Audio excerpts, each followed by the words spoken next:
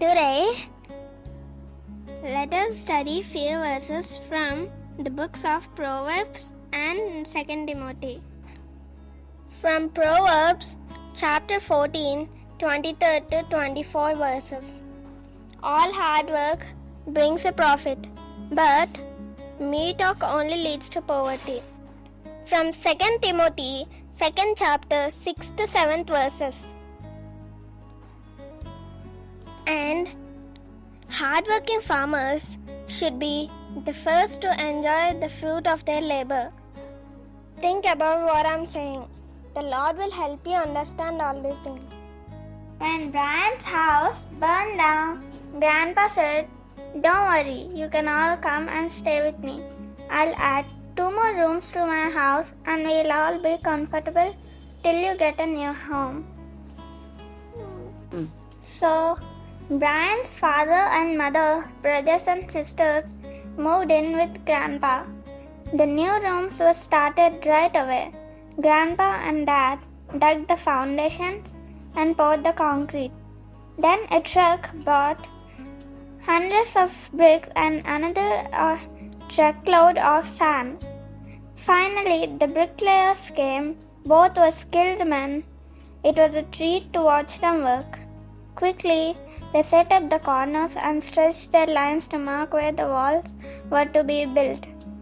Then they began to lay bricks 1, 2, 3, 4, 5. How quickly they put them in place! Soon the first row was laid, straight and true. They moved the marking string up one brick and began on the second row. They spread more mortar and went on the bricks again. 1, 2, 3, 4, 5, and so on, all exactly level, all perfectly up straight. Brian couldn't take his eyes off the 2 men. Every now and then, one of them would hit a brick with his towel and cut it in half just as it were made of butter. He fitted the half brick in place and on he went on again. Up went the string again and the third row was started, then the fourth, then the fifth. The wall was taking shape. He could almost see what the room could look like. On and on they went, never letting up for a moment. It all looked so easy that Brian felt sure he could do it himself. It was just like setting up his building blocks on the living room floor. Anybody could do that.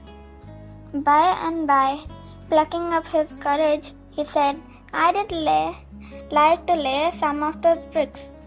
"Would you, son?"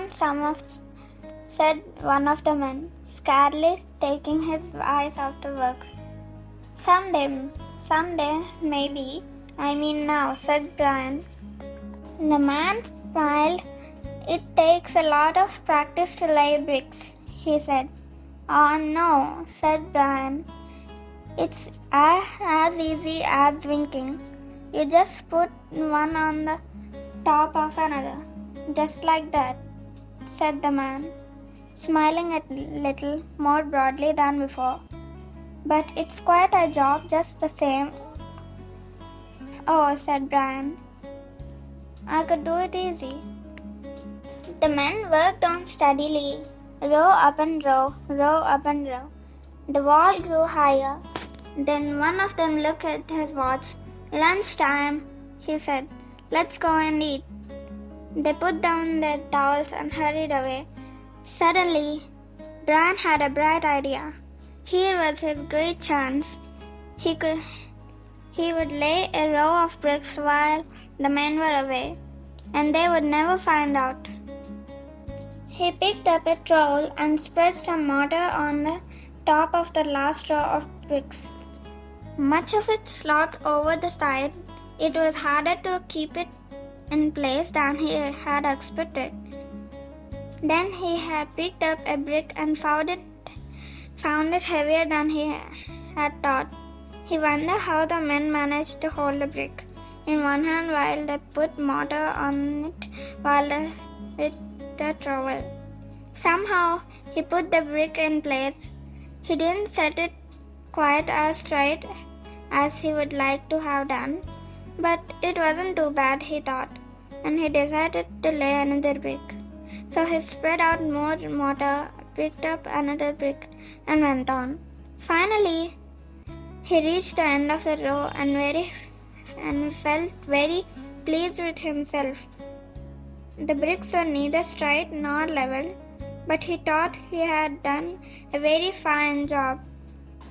Suddenly, he heard the men returning. He put the trowel back where he had found it and sat on the pile of bricks and tried to look innocent.